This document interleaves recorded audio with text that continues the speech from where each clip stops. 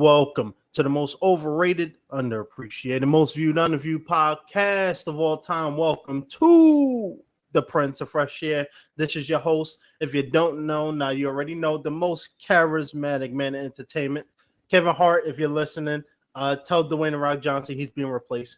But I hope everybody's having a great day, great week so far. It's early in the morning, 9 a.m. And, I got something to say before I bring on my guests. Another thing.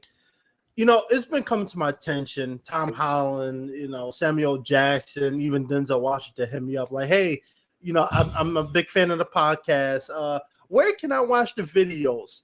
Well, no need to fear because the answer's here. So, I've been starting to do video podcasts because I know a lot of people like them. And so, courtesy of podcasts as a Spotify, this video is also on Spotify. So if you want to watch video episodes, it's going to be on YouTube and Spotify. Audio everywhere else you get your podcast. Another thing, I mentioned it before, but so my episode with Jubilee Media is coming out July 28th. By the time you listen to this, it'll be out. It's called Ranked Alpha Males. Check them out. It's my 5th episode with them.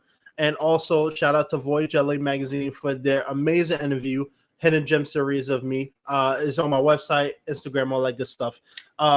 And before I bring on my guests, I also want to mention one quick thing too. I mentioned it one time, but I just want to bring it up again. The podcast is up on IMDb. You can search it on Google. You can go on my Instagram, whatever the case may be.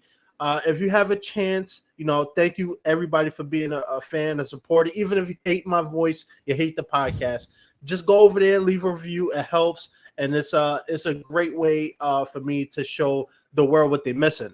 I want more people to join our journey in this podcast. So without further ado, I should say, I want to bring on my next guest, amazing guy.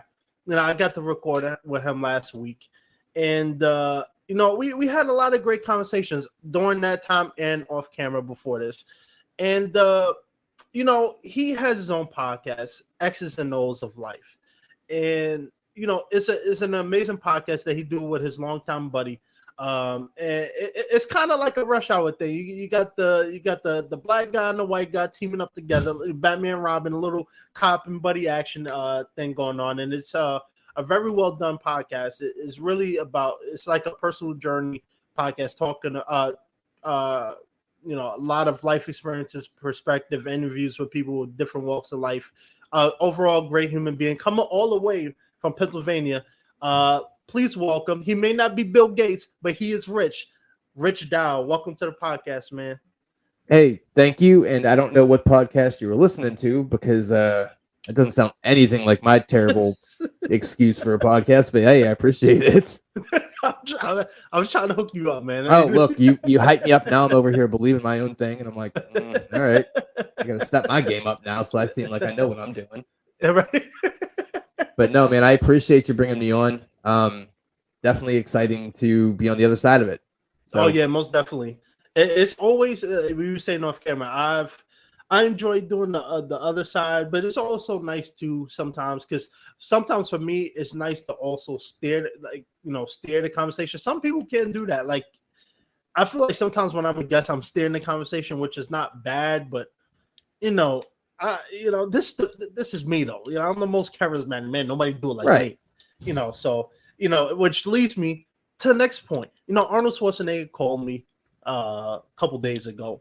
I was, doing a little workout, trying to get in shape, Hot Body 2023. And he says, hey, Percy, I saw you tag me in this Instagram reel. I love the fitness journey. How can I be like you? And I told him, I said, hey, man, I'm the most charismatic man. Why even ask such a silly question? I mean, there's no comparison. I'm just kidding. He didn't say that. But, he is a great guy, though. Nonetheless, let's get to the episode. Let me stop rambling over here. So Rich, I get you're nervous because I'm in the room. I understand. Yeah, got an alpha male in the presence. What am I doing here? I'm struggling. I'll carry you. Don't worry, I got you. Well, I'm 6'4", 270 pounds. That's a lot of carrying to do. Oh yeah, no. I will get a wagon. A wagon. We will do that. Are you fat shaming me? No, I'm just. I mean, sorry, we're losing connection. What now? Going through a tunnel and I'm underwater. The FBI. You don't look at you honestly. You don't look at like. I wouldn't even. No.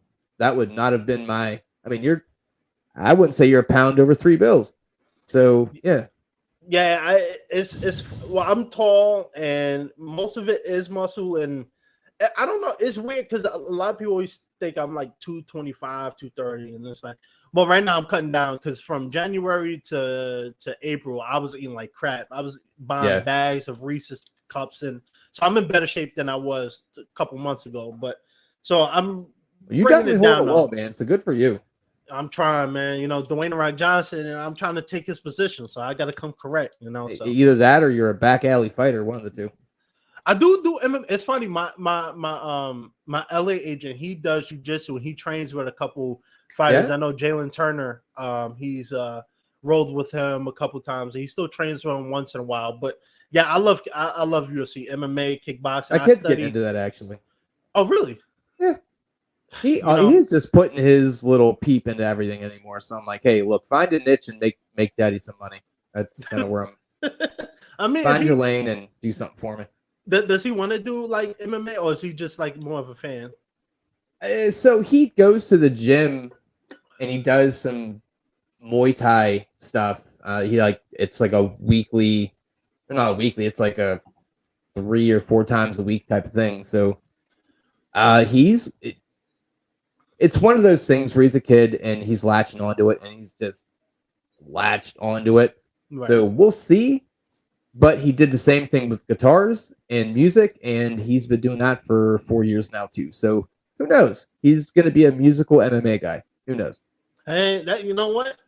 You get those type of opportunities to be on TV, you could make it work. You know, yep. You know. So I've thought about it. Someone actually asked me, one of my old neighbors back in LA, he was like, you know, because during the pandemic, I used to practice my moves on the balcony of my apartment, and I guess people used to notice. Obviously, right. I'm a big guy, so it's kind of not easy to miss me. But I've been asked if I've ever decided to do it. I'm not against doing it, but to be honest, if I was to do it, I would only do it for the exposure and money. I wouldn't do it because I want to go in there and fight somebody. I just, right. You know, I like sparring though. I like sparring. I love learning new things. John Jones is my favorite fighter, so you know, I'm always Muay Thai is a great. I've always been a fan of Rampage. I like Rampage. You know, Rampage. He's I think for him at his peak, I think he was phenomenal. But I think the sport evolved to the point where, like when I watched him versus John Jones, it was a clear generation gap going on where, you know, his type of style works if he's only fighting somebody who prefers to fight like that. If he's fighting an MMA guy, unless he knocks him out, I mean, it's. And I say that with all due respect. I love Rampage, but John Jones, Anderson Silva, Cyril Gane, Israel Adesanya, you know, Cain Velasquez. These were all guys. Daniel Cormier were guys that, you know, they were true martial artists. I mean, they could punch you, kick you in the head, take you down, submit you. That's what it's really an art form.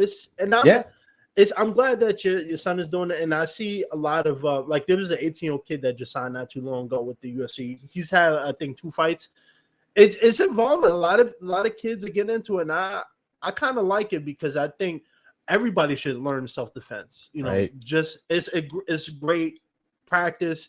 It's great studying, and it's discipline. You know, but you know, exactly. Not everybody needs to be a cage fighter, but. You know, enough of the UFC talk. I don't want to have to choke somebody out on the kind of choke. So let's get into you. You know, where did your journey start with the X's and O's? How did you even? Because it is a cool name that stands out. How did you come up with the X's and O's of life, and how has that journey been for you? So, probably about a year ago, I was talking about co-host Jermaine. And we just kind of threw it around a lot. We're like, look, we have these really interesting conversations. We have these really kind of in-depth, goofy, weird perspective things.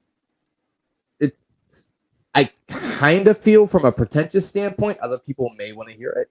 I don't know. And it kind of just stemmed from that. We eventually were just like, you know what, let's just do it. Like, what are we doing? Like, there's no reason to not jump in bed with it. So so, like, once we made the decision that we were going to pull the trigger, like a week and a half ago, or a week and a half into it, we were recording. So there wasn't much lead in. It was more of, we've wasted enough time, thinking about it. Let's just do it. So we just sat down on the couch and did what you would think might be a bar talk podcast, and it was horrible and filled with, where's the pause button? Oh God, what do you do? And it was just very cringy, but we eventually evolved it into a formatted kind of thing where we do a topic. Depending on how long it is, we may do 2, and then we do a draft. The draft has been the mainstay of the podcast from the get-go. So what I mean by draft is, this is a little dark. Last episode we did, the draft was the worst ways to die. Yeah. Interesting.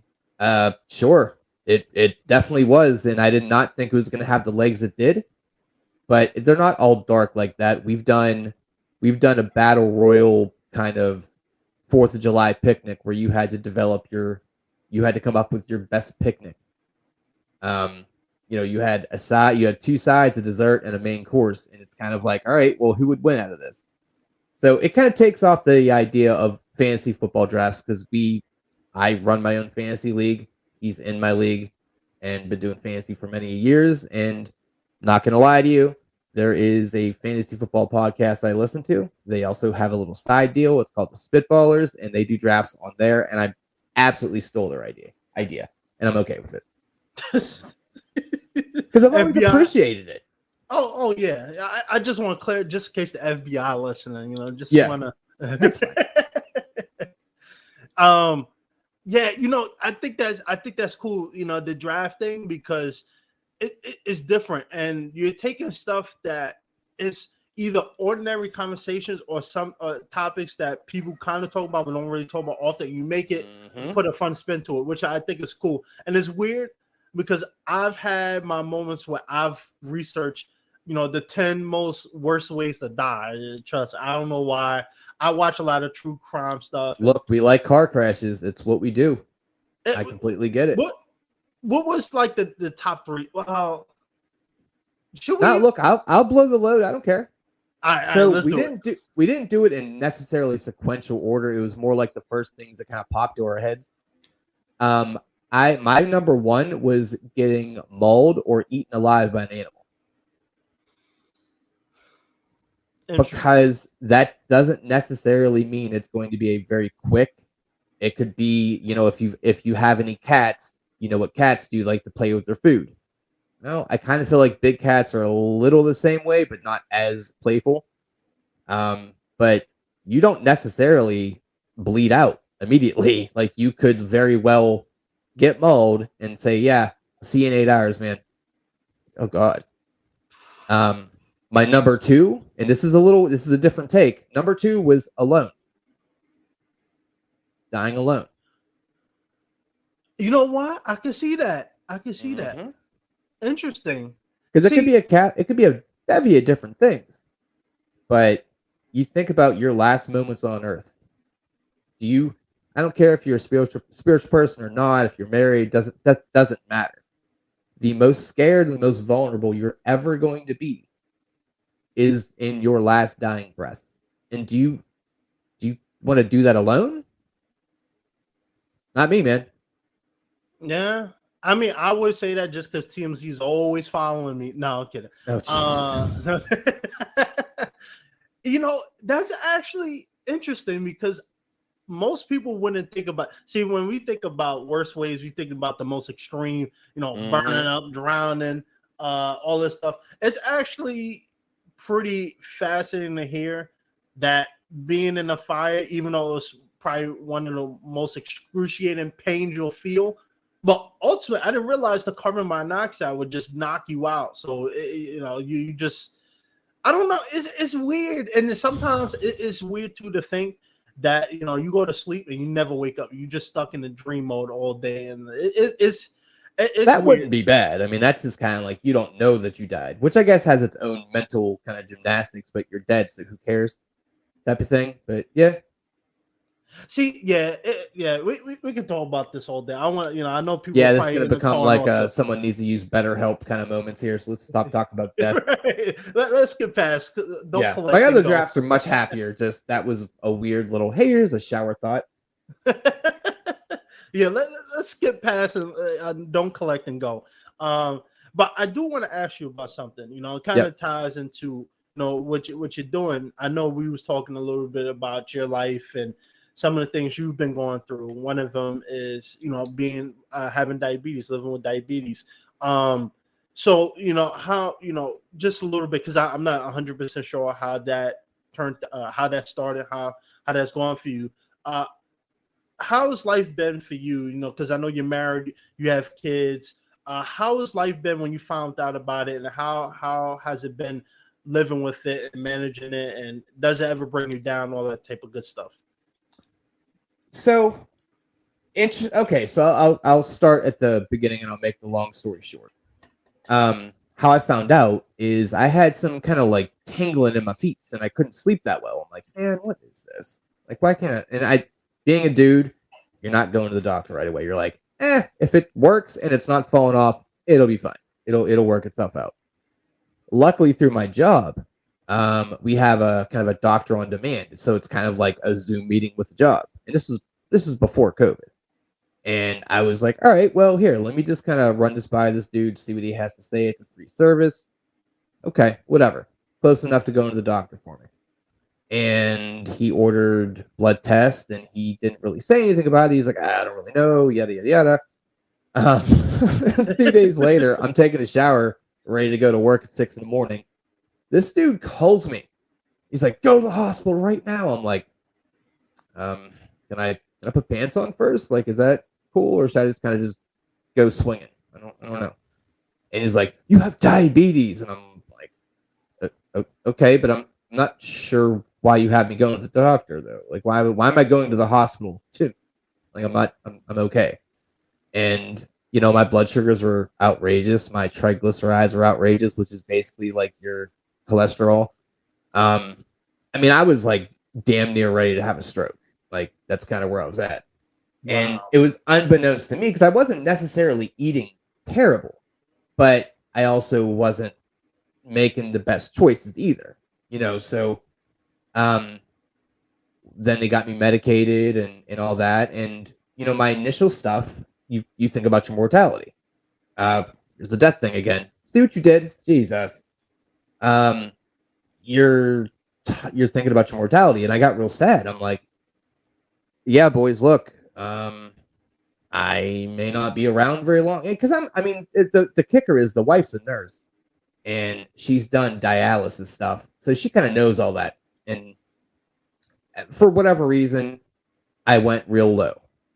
And started worrying about mortality. Then I changed up things. And I got really, really cognizant about what I was eating. And I would not allow myself to have anything. You can't do that with diabetes. You can't completely cut yourself off from everything because you are going to live a miserable life. Right. It's been 4 or 5 years now. Was never a heavy dude by any stretch. Just unlucky, whatever. It's a bit of an ebb and flow for me. There are times where I'm very conscientious of it and take care of myself and do all that. And there's other times where I'm like, Cookie looks fire though. Yeah. And sometimes make bad decisions, but it's all kind of about moderation. Now, the wife has been super great about it. Goes to Whole Foods a lot because we're now pretentious Whole Foods people. Sorry, not sorry. Oh, no. Not a sponsor, but pay me. She gets a lot of things that are more health conscious. So there's like these plant-based chocolate chip cookies that are fire. And I don't understand where the plant-based thing comes in. I don't care. It's like you eat a hot dog. I don't want to know what's in it. It's fine. Leave it be. But it kind of sustains that I need to eat something that I shouldn't be eating, but it's okay to eat type of thing. So you're just kind of playing mental gymnastics. And I've always told people diabetes is more of a mental disorder or a mental disease than a physical kind of disease, because you have to, the physical stuff is going to happen regardless. I'm going to die from this. I'm well aware of that. It is what it is. It's fine. Donate to my Patreon though, please. Only fans too? Well, yeah. I mean, well, look, that's that diabetes 3 that we're going to talk about. That's that OnlyFans foot content. Oh, actually, funny enough, about feet. My feet are super dry, man. Super dry, and I got Jesus lizard feet, and it's from that. Like, there are so many weird physical things that happen to you, but it really comes down to the mental thing. You need to keep yourself strong and okay, and not too high, not too low. Live your life, just make smarter decisions. Like, realistically, living with diabetes is just eating better and taking care of yourself. Like, that's kind of what we all should be doing anyway, but you're kind of forced into it because you're kind of shortening your life if you don't. So that's the short version of that long story. You know, one thing you mentioned was, you know, you felt fine and, you know, you never been a heavy doing. We was talking about this a little bit off camera. Like, it's one of those things that, and I've had this conversation with a couple of different people who, you know, look fine. You know, people, I think there's a certain image people think about when they think of diabetes is, you know, a big person who, you know, eats a lot of junk food and all that stuff. And it's one of those things that my mom has always been, because I don't know my family history. I was adopted and all that stuff. So I don't know my family history, but it's something that my adopted mom always told me. Yo, you eating a lot of rice, you eating a lot of candy, you eating a lot of this. And being young, you don't really think, even now, I still, I can enjoy my life a little bit. But it's definitely one of those things where you just never know until it happens. And it's important for people to go to doctor. Now, I'm a hypocrite because I haven't been to doctor in a while. But it really comes down to, like you said, healthy habits and developing those things. And even for you, saying that you had a balance before, yeah, you might have indulged a little bit, you know, too much, if you will, but you still had that balance, right? So I want to ask you a really big topic point that's going on in society, right? Nothing's off the table. Go ahead. Let's do it. You know, there's been a rise of body acceptance, body positivity, right? And, you know, in one hand, I support it because I do think our society, you know, at least when I was a kid, you know, the Victoria's Secret models was the ideal body figure. Tall, at least for women, tall, skinny, not very big, you know, could fit a dress size 1 or 2, whatever the dress size for women is, the smallest one. Woof. But now we're seeing, you know, a little more diversity. You know, we got Lizzo around, you know, we seeing a lot of women.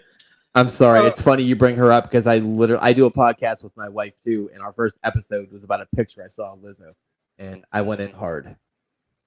That's going to my point. Now, I'm not one to, actually, funny enough, Rampage actually said this. He did an interview a couple days ago. He said, hey, because Rampage for a while, when he was fighting, he was light heavyweight. But then he went to heavyweight and he ballooned. He got out of shape. He's admitting that. And he said one of the things that got him back to losing weight and getting back in shape was people fat shaming him, bullying him online. And he said something along the lines of, bring that back, right? Because I know in elementary school, high school, middle school, people used to get bullied all the time. Now, there's different levels of it. But he was saying that, look, I needed people to tell me, yo, you're getting out of shape. You're fat. You know, you need to lose weight. You know, especially him being in his 40s, you know, carrying that weight around is not the same as for me. Who's still in my 20s. So with that being said, I don't like fat shaming people. I would never, you know, fat shame or body shame people. But do you think that there's a line that's being being crossed with this whole body positivity movement where you can eat whatever you want, be as big as you want, and people need to celebrate it and show you respect no matter what? I love you so much. This is exciting. just let it be known, this is not the first or last. This is not the last time I'm going to be on your show. Well, That's what I'm here for. They may cancel me. Who knows? Right. Okay, so I'm not going to delve into what we were yapping about on the podcast. I did, but I will do a very, very general outline of it. We need to stop applauding people for being unhealthy. It's just kind of what it is. Like we need to stop acting like, oh, girl, you're so strong for like, no, the only thing that's strong on you is your ankles because they gotta carry your fat ass. Like that's the strong thing about you. Like there isn't anything you should not be celebrated. You should not be congratulated that you're whatever age you are and you're pushing 3 bills.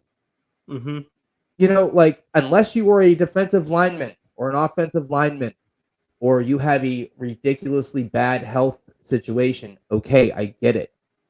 But I think that as a society, we don't have a gray area, right? We're either like, you guys are terrible or you guys are great.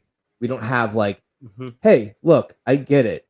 You know, you're doing your thing. You appreciate who you are, but don't like, I know I said I wasn't going to do it, but there was a picture of Lizzo in this bodysuit, and she had her side underarm titties hanging out. It was mortifying.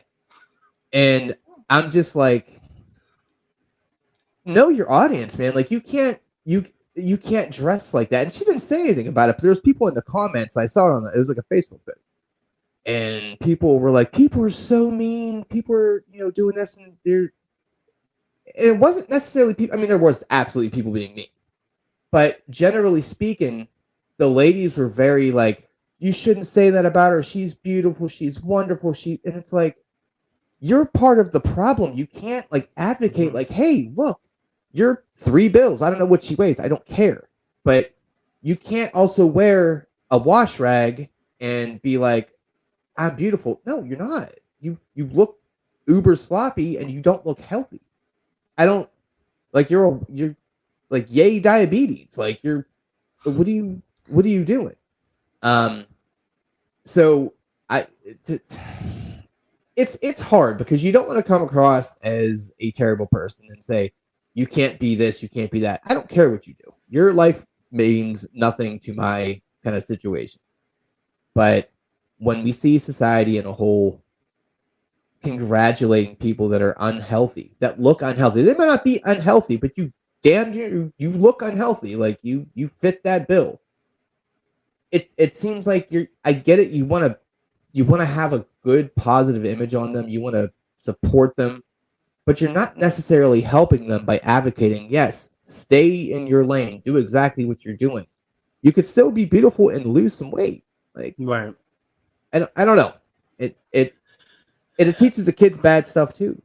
And I know I'm not trying to sound like that, soapbox dad, but it's like kids are obsessed with social media and the internet and all that stuff, and they see that and they see the comments instead of being critiqued, which, look, I'm 37, man. I grew up a little bit old school. So it's like bullying was much different. It's like, hey, fatty, do you really need those other chicken nuggets? And you're like, nah, you're probably right. Yeah, fair enough. I think it was taken differently. I think now we're a very soft kind of society. I hate to say it that way because I'm not like political, because I'm not. But it just seems like we've kind of lost our edge, and no one can say anything to anybody without somebody having a coronary or, being triggered and offended. It's like, okay, you got it. Yeah, no, you're right. And it's definitely something I've been very vocal and critical on because, for me, it's nice to see that the industry, especially being an entertainment industry, there used to be a very big stigma on men had to look a certain way, women had to look a certain way. So to see that mold being broken down is great. But there's also the flip side, right? A lot of, and I see it a lot, especially with Instagram. I don't really go on TikTok, but especially on Instagram with these fitness influencers. You either got the influencers that do outrageously stupid stuff in the gym for views, right, and then you have the other people who are, trying to bestow, beautiful all sizes. And yes, everybody's beautiful, but at the same time, beauty doesn't mean healthy. And it's to the point where now doctors are being told that they're fat shaming their patients, which, I'm a little old school too. Good God, are you kidding me? Yeah, man. Let me tell you something. Golly. Being an actor, right? My life, my career is in front of a camera, right? So I'm used to seeing myself, and I will know, and I will feel it, but I will especially know when I'm doing a self-tape or I'm shooting a project. Okay, the gut's hanging a little bit, the double chin is, I need to clean up the diet, I need to, get back in shape. I have friends, I have family who say, hey, man, you got that love handles going on, you're getting out of shape, looking a little sloppy. My little sister actually outright a couple months ago said, hey, you're getting fat. You know what? It's something that I need sometimes because, you get comfortable in life, you enjoy yourself a little too much. I need that, all right, you know what? Let me get myself back in shape, I think there needs to be a balance, right? You don't need to come out telling everybody, hey, fat ass, get off the couch, right? But at the same time, and there's no dig at Lizzo, but she's like the poster child of this, right? There needs to be a reality that when you're carrying that much weight, as someone who's 315 pounds, I was 21 when I was 21, I was 315 pounds, 6'3", and I have asthma. I was having a hard time walking up steps. I was breathing hard. It's a reality. And yeah, I had some muscle and I had good shape. But I was out of shape. I was fat. My cardio was all over the place. I'm not saying that's Lizzo, but what I'm saying is when you're that big, when you're carrying a lot of weight, just know that there are health risks to it. And I think it's weird that, I was having this conversation with in Pennsylvania when I went to a doctor to get asthma treatment. We was talking about it, and I know she had mentioned that, we was talking about just health and stuff in general, and she was like, yeah, we got to be careful what we say to patients because, apparently one of the nurses at that hospital got, HR called on them because, they said something that was unpleasant to a patient. But realistically, why pay or why go to a doctor if you're not going to listen to your advice, that's the stuff that blows me. How are we telling doctors now that telling patients that they need to lose weight is offensive? That's crazy to me. As a diabetic, this actually frustrates me immensely because I don't know how much you watch the news and how much you know about this stuff, but do you know what Ozempic is? Ozempic? Ozempic. I've watched the commercials. I'm not 100% sure what it is. It's been a while, but I've seen them. Okay, so it is a once-a-week insulin injection for diabetics, and it helps lose weight. It helps control. I mean, it's mostly there to maintain your insulin levels and blood sugar levels and keep you kind of level. It also will make you lose some weight. Here's what was happening, and this is going to come across. Hey, how vulgar can I be? Real quick. Just do whatever you want. No. Keep be 100. Because I can definitely censor myself. That's not a problem. Just don't get too crazy. But all right, cool. So I'll just keep it real. I won't even go there. Here's basically the situation.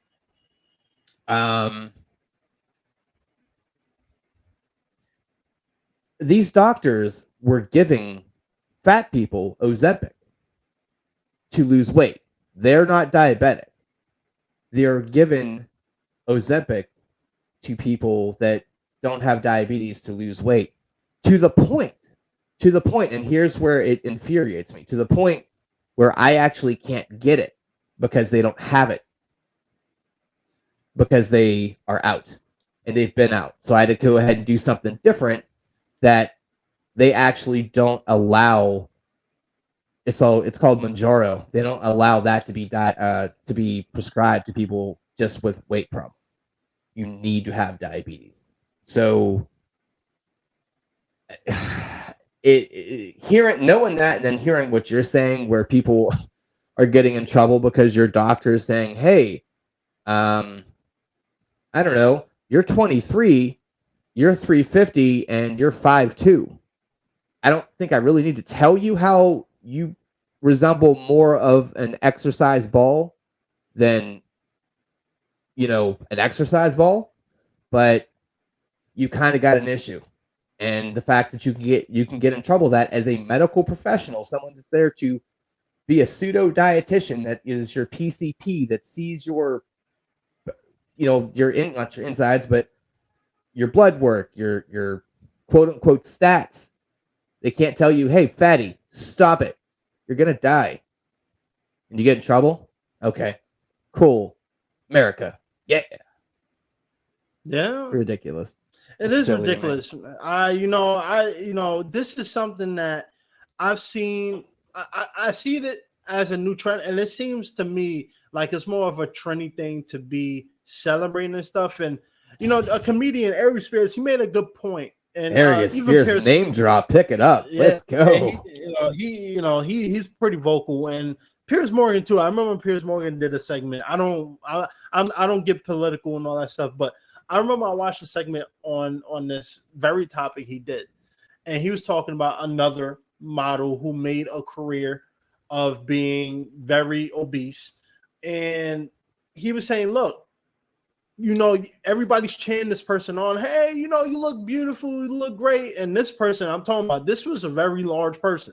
I think she was 5'3", 330, a big person. Wow, this not, and he was saying, look, you're telling this girl, hey, F the haters and, live your life. You're beautiful.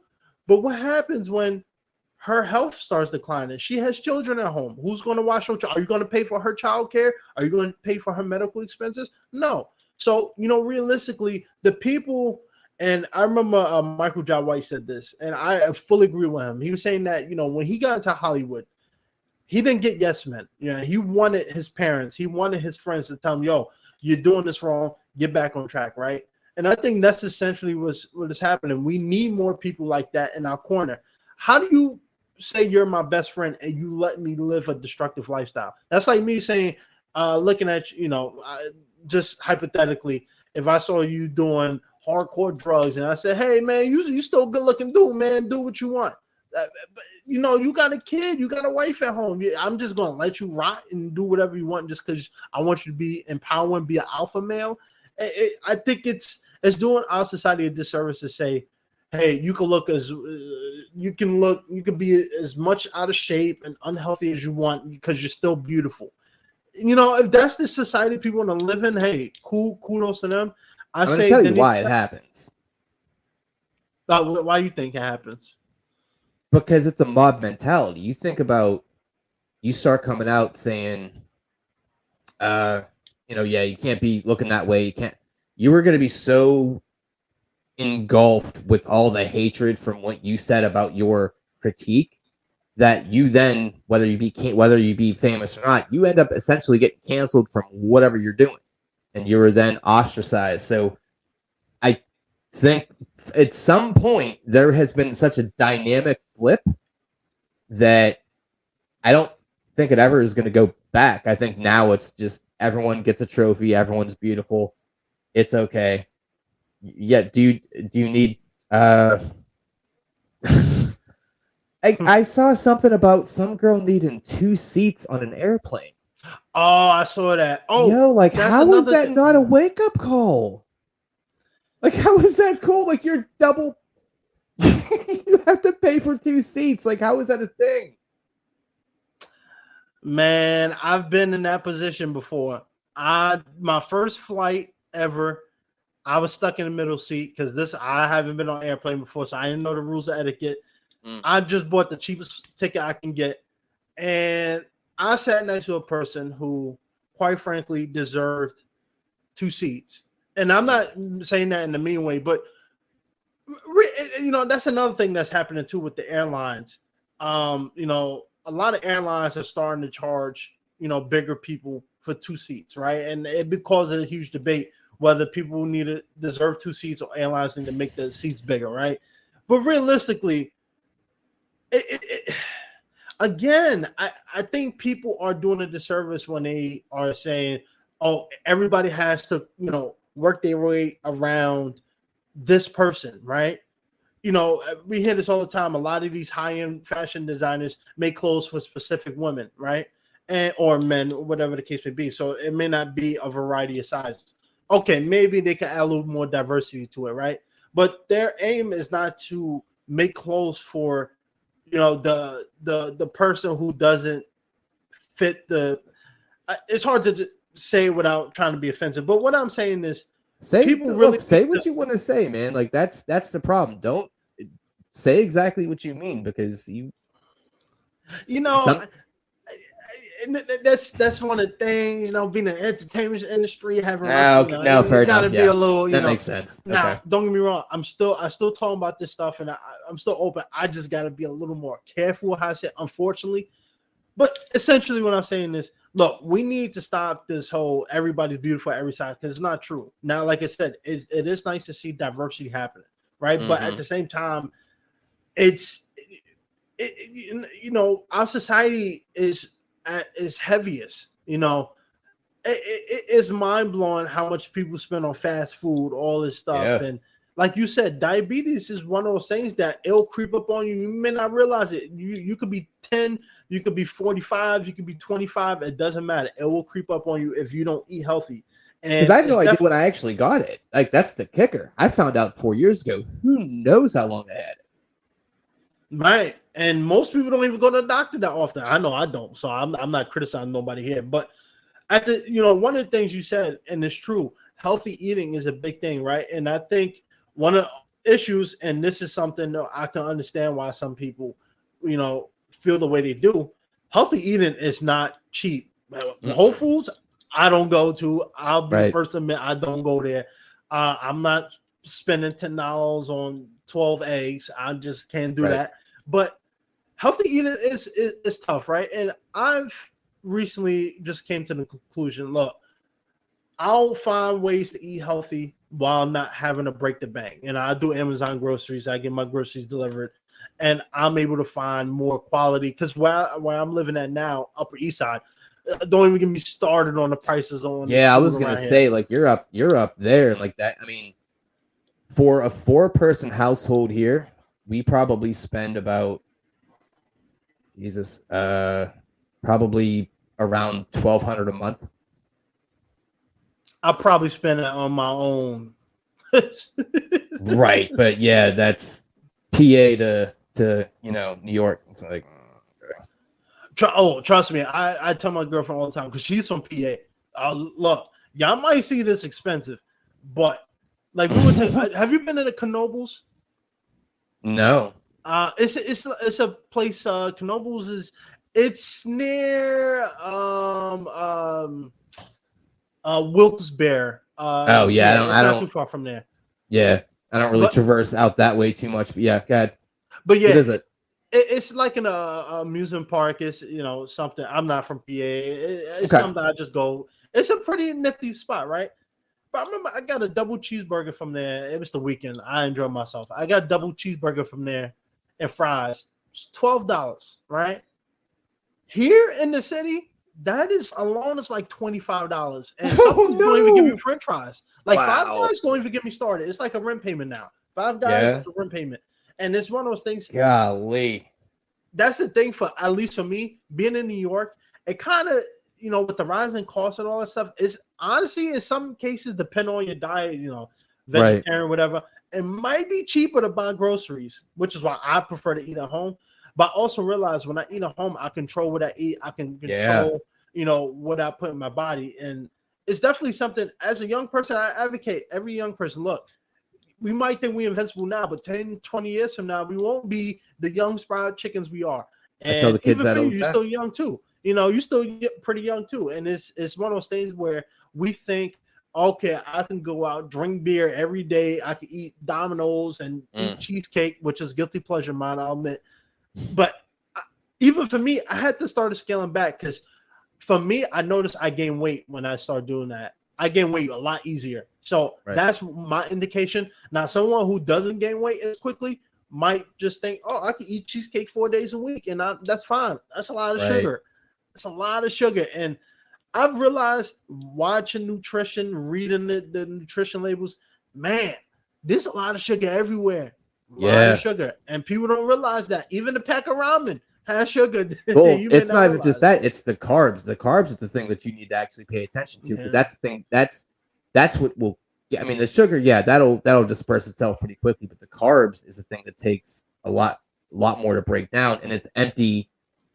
It's essentially empty calories, but that is what kills you. So when you ask like the different things we had to do, you know, I'm a big spaghetti guy, but we had to go to grain noodles, which don't taste great. A lot of just white flour stuff. You can't do that. Like, if you just, next time you're eating, like anyone that's listening to this, just for the next day or two, everything that you put in your body, look at the carbs and look at the sugar. Just do it and write it down and just kind of take a look at what that actually looks like and how much that really equates to on your daily value. Not good, man. Oh, no, you're 100% right, man.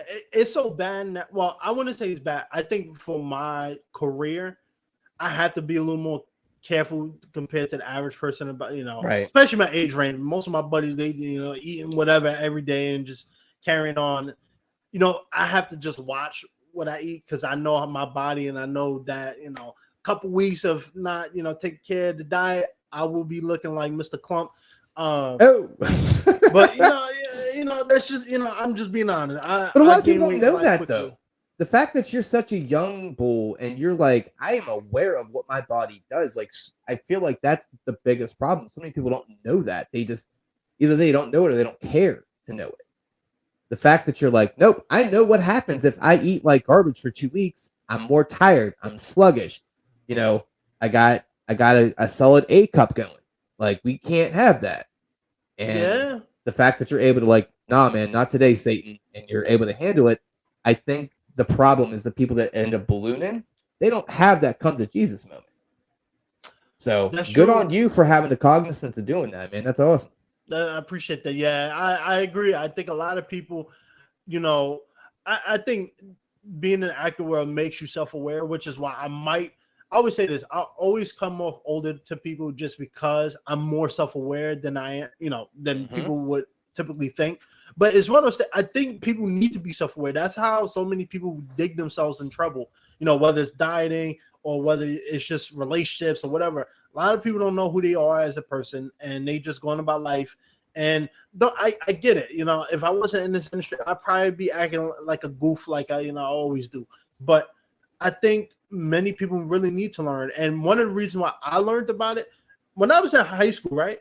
When I was sophomore year, senior high school, I was 5'11", 185 pounds. But you were balling though at that point, right? Oh yeah, if I remember. Okay, yeah. I was pretty good in shape. I went to college. I went in the weight room. I started eating, you know, because I had to worry about my mom being down my neck.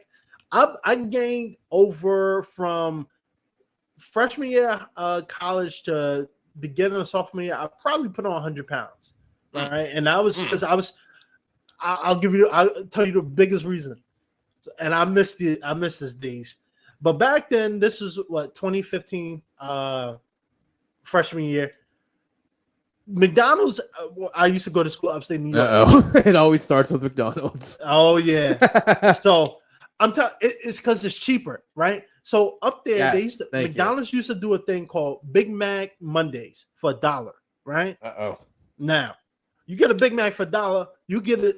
I think you can get as many as you want, right? It was a promotion. So every Monday, me and my buddy, 10 o'clock, I worked out, maybe I worked. 10 o'clock, he'll pick me up. Let's go to McDonald's. I get 5, 6 Big Macs, pound them down. Every Monday, right? Okay. And that's just Monday. And then they used to also have the McPick 2 for $2. So you get 2 items for $2. Right. So twice a week, outside of the Big Macs, we would go there. I would get maybe 3 orders of the 2 for $2s. So that's 6 double McDoubles, large fries. And sometimes I'll throw on a milkshake. Why not? You know, a little healthy. And yeah, of course.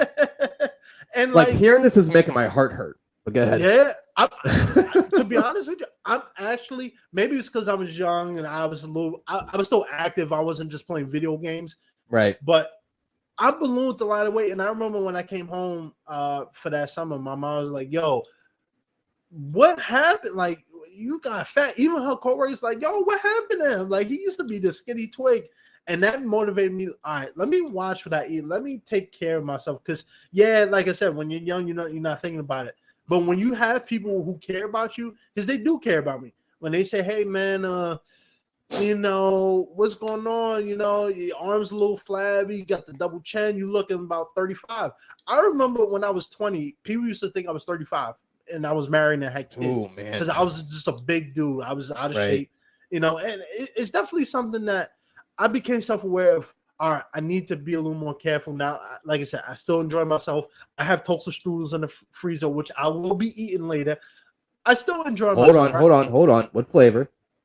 I got the cream cheese and strawberry, I think it is.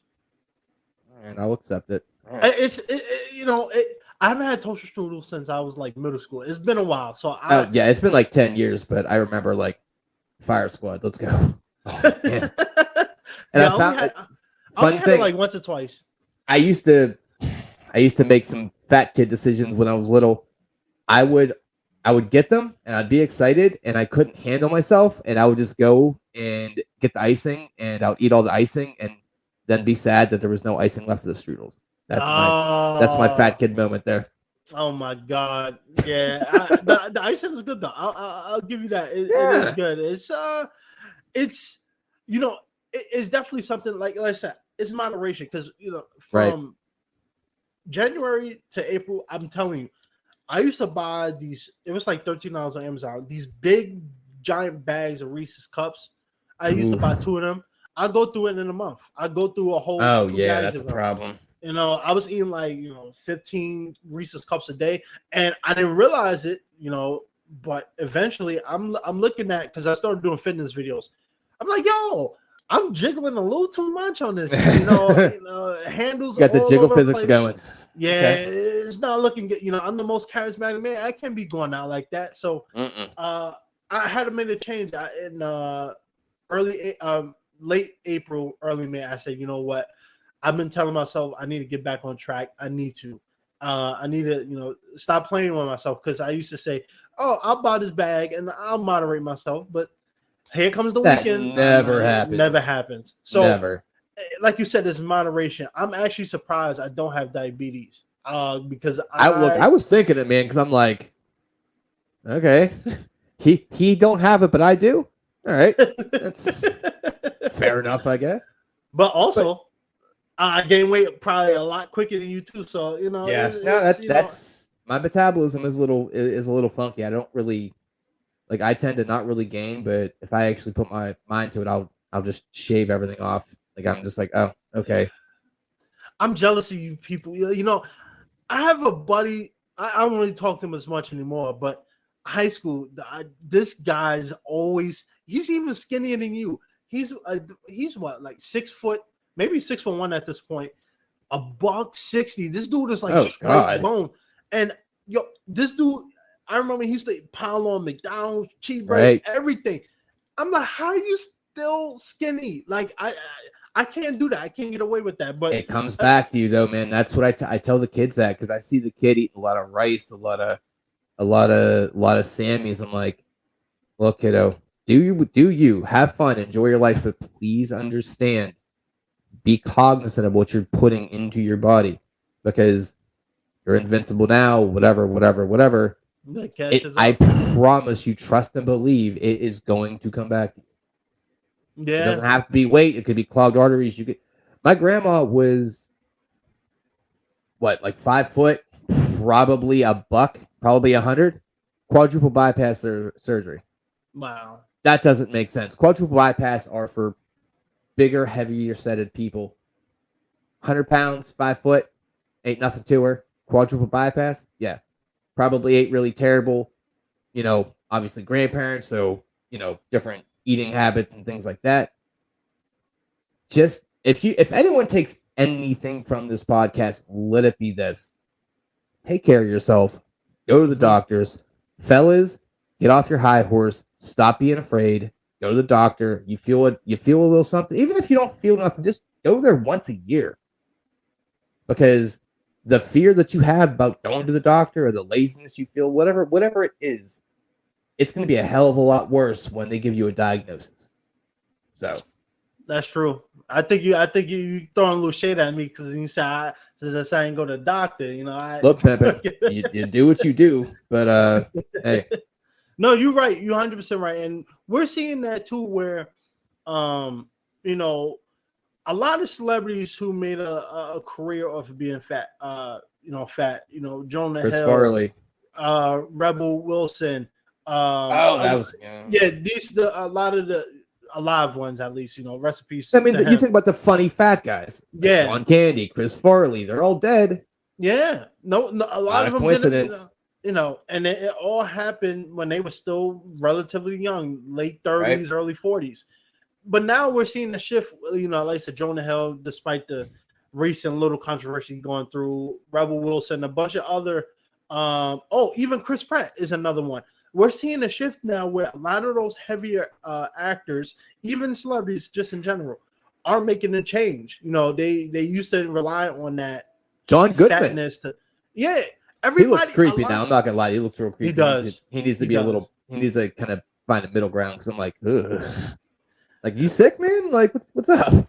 Yeah, he probably, maybe he has a little body dysmorphia. I know that sometimes that happens when he went a little hard in the paint. Just saying. Yeah, go ahead.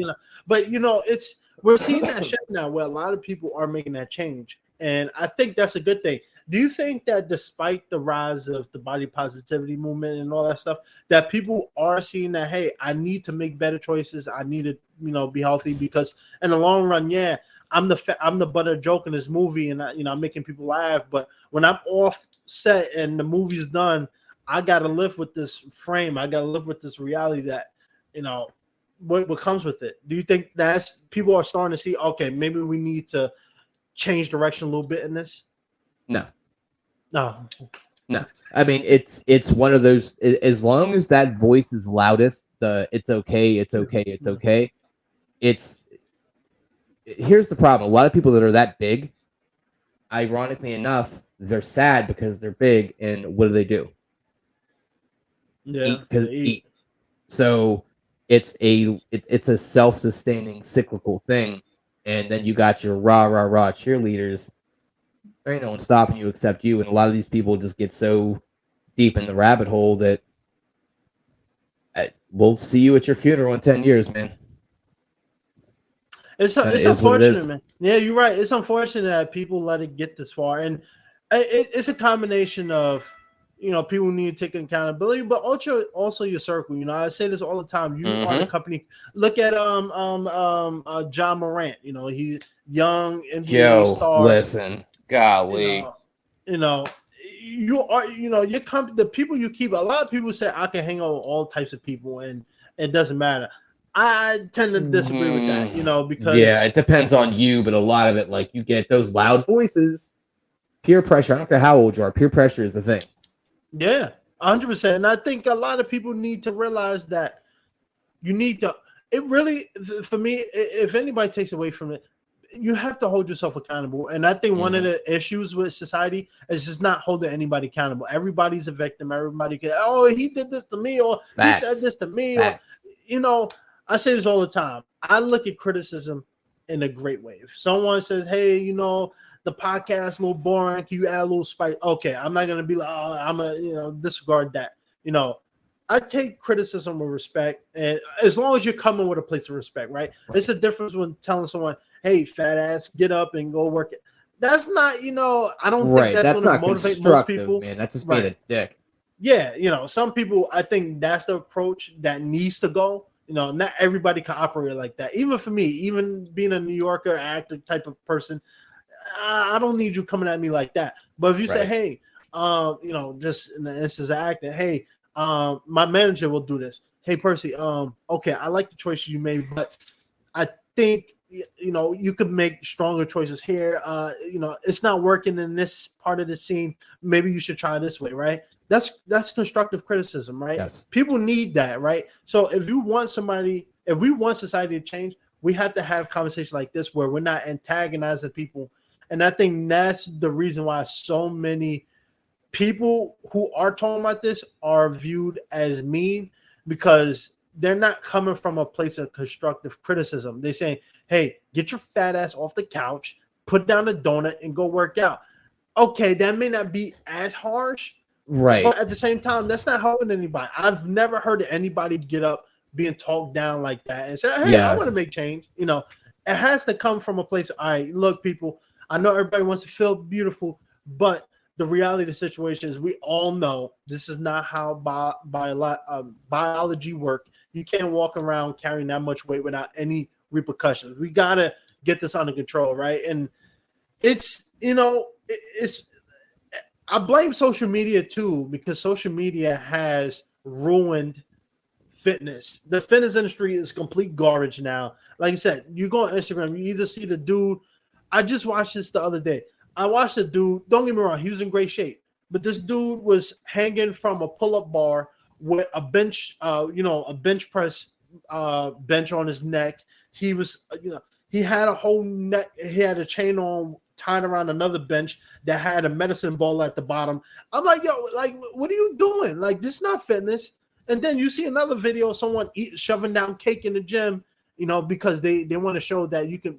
It's just absolutely stupid. Do you think social media has ruined it too? Social media has ruined everything ever.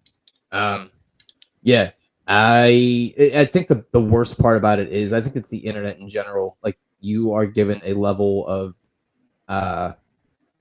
anonymous. Oh my. Anonymous. Yeah, yeah.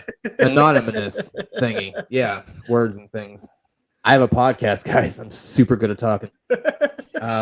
Follow me on Instagram. yeah. So everyone's given that level of that. Mm-hmm. And you are then allowed to say whatever you want. Oh, well, I'll get blocked. All right. I have 98 other email addresses. Hold my beer. Let me go make another one and start yapping. And that doesn't help either. Mm-hmm. But yeah, the people that are trying to get clicks, watch me do this crazy stuff. Okay. All right. But how does that make you healthier? Oh, it doesn't? Right. Okay. But then you get the kids that are influential because they're called influencers, which is a whole nother conversation for another day. Yeah. You got them trying that, and then oh, what happened to Johnny? Oh, he's crippled now because he saw something on TikTok and he wanted to do what his favorite influencer did. Okay. But then you got the people that end up killing themselves because they had the people that were, instead of being constructively criticizing them and trying to help them, they're like, if you're going to keep getting bigger, you should just kill yourself before the disease does. It's like, who says that to somebody with like any other ambitions or direction of being a terrible person? So right. The other part of it, I think a lot of times where the sensitive stuff comes into play with us is sometimes people don't say that malicious stuff, but you take it as, hey, you're kind of getting a little round around the waist, and in your head you're like, you're fat, you should kill yourself. That's not what was said. But I think sometimes that's kind of what people are dealing with. So that's kind of why I think it's never going to change. It's only going to keep getting worse, or at least be normalized. Right. So. Yeah, it's like I said, follow me on Instagram. Yeah. But I was having this conversation, at the part when I was recording a new fitness video, and part of, for me, one of the reasons why I started doing it, because I love the act, I love the podcast, but I also wanted to do something that. I know fitness is a big thing, right? And I follow, throughout my journey, when I first started losing my 100 pounds that I gained, I used to watch channels, Athlete Next, a couple other ones, Get Lean TV, where it was very informational. They give you ideas. All right, they cut straight to the point. You want to lose weight? You don't do bicep curls. You go out there, you move that body, you burn those calories, get the sweat going, right? That was motivational. That was, roughly 10 years. Well, it wasn't that long ago, but 10 years. Let's give it take. Now, I'm seeing videos where people say, "Oh, you can eat whatever you want. All you got to do is just make sure you work out." No, you can't. No, just I, no. Man, I watched a YouTuber literally talk. I'll never forget this dude. Tyrone, I think his name was. This dude used to show his eating, throughout the day. He would go to McDonald's at 6 a.m, get 2 McGriddles, 3 hash browns and a coffee. Go work. The griddles are fire, by the way. Oh man, don't even get me started on that. Don't even get me started. I can eat that every Saturday. But like his diet was atrocious, right? And his fitness advice was awful. And he was a nice person, but the advice he was given was atrocious. And I think that's the issue. Social media has given so many people a voice, and not necessarily everybody deserves that voice. I'm not saying we need to shut people up, but not everybody deserves a platform to tell millions or convince millions of people, hey, you can eat McDonald's, you can eat, Domino's every day and still lose weight. You just can't. And then when you have, you need to be able to police it. Yeah. And it really comes down to hard, because how is that going to be a policeable thing? Like, because then you're like, well, you're taking away my whatever amendment. It's like, no, man, you can't say you wake up and do meth and eat McDonald's and then, eat a dog leg and then, oh, this is how I'm 140 pounds. It's like, no, you can't. But you can also absolutely go out and say that, and no one can stop that. So that's you're right. That's the problem. Yeah, it's balance. I think we need more. It really, like I said, the fitness industry needs to change, because these are the people that, people go on Instagram and TikTok for ideas. Sometimes you don't have the money to afford a personal trainer. Maybe you don't have the money to go to the gym, because some gym, like my area, I went in LA, my gym was $15 a month. Here, I'm looking at the minimum $80 in this area. So wait, 80 a month? Yeah, a month. Jesus. And that's on the low end. Yeah, and in my area, it's disgusting. And so that's why I like to just go work out outside, because I'm like, I could. You know what? Listen, I'm gonna tell you something. I bought the wife this thing. You ever hear of Fight Camp? Yes. I bought the wife that because she used to do kickboxing and stuff. It was nice. It was like $1,500. You get the gloves, you get the heavy bag, you get the sensors.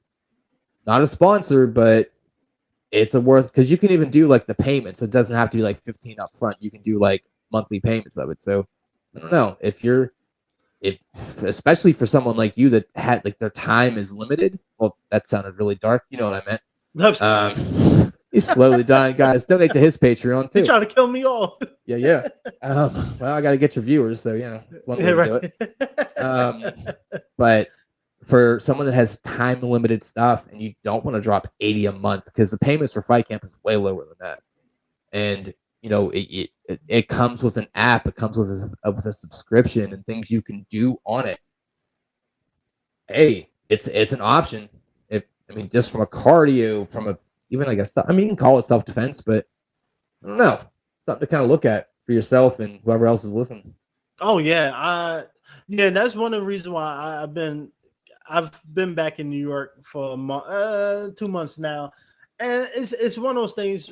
I want to leave New York because here, first of all, the apartments, that sounds like a great idea. The problem is the apartments in New York are not big at all unless you're willing to spend $10,000. So it's like, for me to get that, I would need a lot of space, have to man. throw some stuff. Yeah, and you don't need a lot of space. I trust and believe you do not need a lot of space.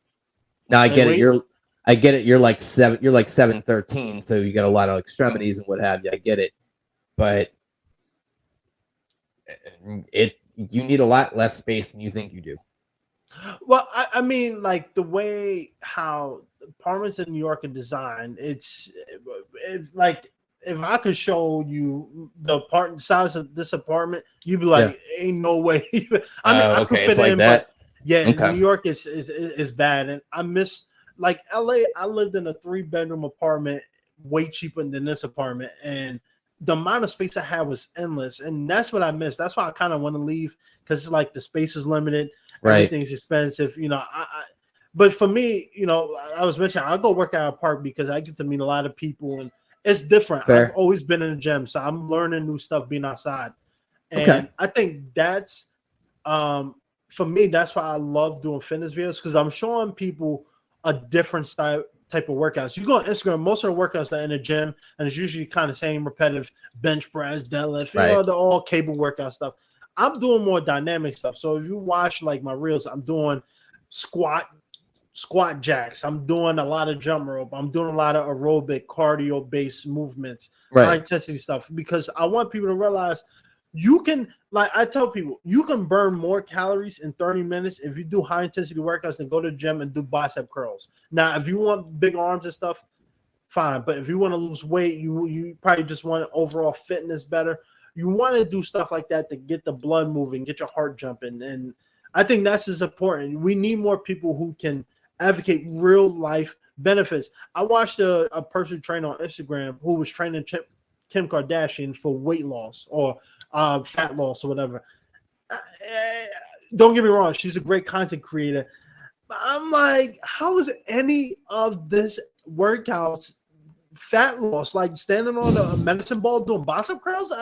I mean, you're just doing this for views. I mean, it's ridiculous. Right. And these are the people, not her specifically. She's actually great. I love this woman. That video was like awful.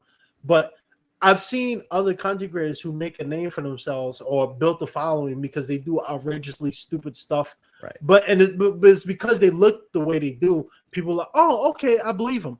And I tell people, this is what they put on Instagram. You don't know what their real life workouts like. They might do this after the workout, you know, acting stupid. But before they're doing their workouts, they have their sets, you know, they have their workouts right now. They're doing what they need, you know. But I digress. I think people really, you know, filter out. It's like politics and all that stuff. You have to filter out the nonsense. Go through, look for what's best for you. And I think hold yourself accountable, because a lot of times people are looking for content creators who can tell them what they want to hear. You know what I'm saying? Need that validation. It's like asking for advice, and they're only listen to the advice that you feel is going to side with you. It doesn't, you know, we can talk about this all day. We can, you know, but like a milkshake, I'm done drinking it. I'm throwing it out. Actually, I'm not done. I love milkshakes, but you know, Rich, this has been a really good conversation. I know you got a lot of stuff going on today. But, you know, like you said, great human being, amazing story.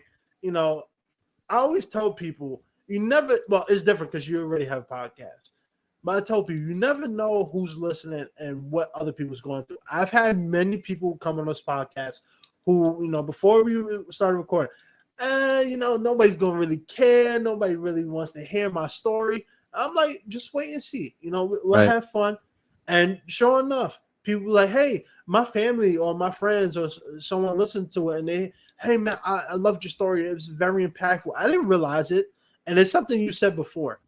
Looks, right? People usually judge people based off their looks, right? And you never know what people are suffering, because you can't see someone's heart from the inside. You can't see someone's autonomy from the outside. And a lot of people are struggling. I have asthma. A lot of people don't know that. And it's one of those things. Yeah, I have gray hair. You know, TMZ's always following me. You know, I'm a good-looking guy, but I have my struggles too. And people are always surprised, but at the same time, it's also motivating for them, because they say, hey, I didn't know that. How do you deal with that? Because I'm going through that too. And, you know, your story is something that I got a ton of stories, man. We didn't even touch the surface. I got so many. I should realistically be a broken man. I will leave that with you. If you want to do a part 2 at some point, I have a really, my story's messed up. So I would love to. You know what? It's funny talking about the body of positivity stuff. I haven't really touched on controversial topics in a while, mostly because I know it's interview styles. I like them, and I like more conversation like this, because sometimes it get a little too crazy. Some people get their feelings hurt. I don't want to have to deal with that. So, you know, but it's one of those things I would love to have a part 2 on that, because I'm right now, I'm at that point where I want to make stories, you know, happen. I want people to hear other people's life journeys and experience, because it's easy to judge people. You know, like I said, people always think of me like a tool job. I'm full of myself, which is all true, but there's more to me than that. And I think we need more stories like you. We can definitely communicate, and I can kind of go over a few kind of talking points and let you know kind of, hey, this is generally what's been going. Like, this is what's happened, and you can kind of pick and choose what you want to actually do, because it's kind of all over the place. So yeah, we can definitely do that off, and via G or email or whatever. Yeah, whatever you want to do. Yeah, we'll set something up. Yeah, like I said, Hollywood calling me. Everybody want a piece of me. So you know what I'm saying. It's rough being me. But where can people find your podcast? Where can people check out the X's and O's of life, your fantasy draft stuff? Where can people find you? So I'm on Twitter. I'm on Instagram. I don't really do the Instagram thing too much, but I have Facebook. I'm on YouTube. Let me see. I mostly do the Twitter stuff. Let me pull this up here because I don't even remember like the handle stuff. To be honest, hold on. I can understand that. It took me a while too myself. So, yeah. So we're just waiting for him to come back. He's looking at a couple of stuff, and let me know in the comments. Let me know what you guys think about this episode. Do you like these type of style episodes where you get to learn about someone's backstory and all this stuff? I wanna, I mentioned this before. I want to make this podcast a lot more enjoyable. I want to have, I more couldn't figure out how to get back to you. Oh, yeah, I had to stall. I'm like, oh my god, Tom Cruise. No, because like so I'm not usually the guest, so I usually just have to go hit the Safari thing and it pulls it back up. Let's just do it this way. It's gonna be easier. I'm just gonna send you the links because there is a lot of HTTPs and numbers and and I'm like, no, I'm not even gonna do all that because I wasn't cool enough to get all the really streamlined names. So, but if you look up X's and O's of Life podcast on Apple, it's definitely there. You look on there on Spotify, iHeart. I'm always kind of pushing it and promoting it. Yeah, we have the Patreon, whatever. There's free content on there, or not free content, but there's more content on there. But yeah, me myself, you're one of 5 recordings I'm doing today. Yeah, I know, busy man. I thought Hollywood. I thought I was busy in Hollywood. You're more busy than me today. I mean, look, get on my level, man. Yeah, I know. I'm slacking, man. I was telling this to Samuel Jackson. It's okay. It's hard being me sometimes. I wake up some days. I see TMZ right across the street, right there, getting the camera ready. I just want to be a normal boy, man. But I gotta get like you, man. I need to be busy like that. Yeah, I drink a lot. It's fine. Okay. You drink a lot? No, I don't. But sounds good. I drink a lot too, man. Let me tell you. You know what this is? Straight water. That's right. Yeah. I drink a lot of water. Yeah, I got people. Look, thought I was tip for the viewers: get your water game because that's a good thing to be putting in your body. Yes, and you can put other stuff. No, I'm not gonna go there. No, let me stop. No, but Rich, like I said, I won't keep you because I know you got a lot of stuff going on. I'm gonna have you back on. We're gonna talk about a lot more stuff coming. Yeah. I'll link everything in the description so if you want to check out his because I'm not prepared. I apologize. Yeah, he's not. But you believe he comes on the most charismatic man's podcast and is not prepared. Boo this man. Please. Yep. But I always thought it was easy. Like I don't think whenever I kind of say it at the end of my podcast, I'm just like, oh man, no one's listening to that. So I just say like, here, it's in the links, man. If you want to click it, cool. If you don't, cool. Yeah, no, that's fair. I just, it's just. I appreciate it. With my charisma, the boyish good looks, the amazing hair that nobody can replicate. People tend to probably listen to the end, but probably not. I don't disagree with you. I probably, unless I'm driving, which I will be doing in a couple weeks. I will be doing a 10-hour drive to Myrtle Beach, so I'll probably listen to a couple podcasts that long, but. Yeah, other than that, it's been fun, Rich. Like I said, I appreciate you, man. Thank you. I got Tom Cruise on hold. I can't believe that. But he's rich. I'm poor. Great episode. You like that, right?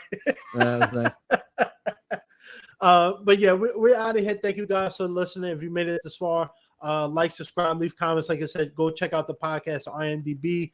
Check out Rich podcast, XO, Spotify, Apple. Wherever you get your podcast, links will be in the description. And like I always say, a helping hand is a better hand. Thank you, Rich. Thank you.